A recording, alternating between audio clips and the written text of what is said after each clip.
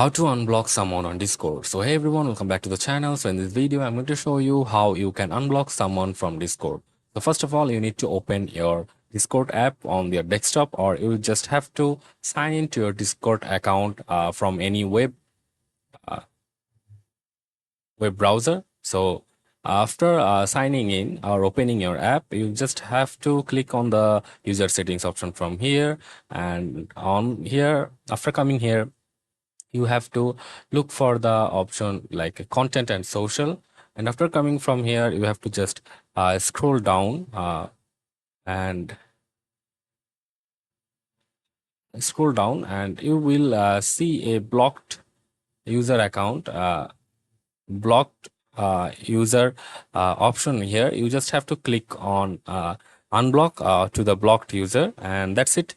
That's how you can unblock a user from Discord, and that's it for the video. See you on the next one.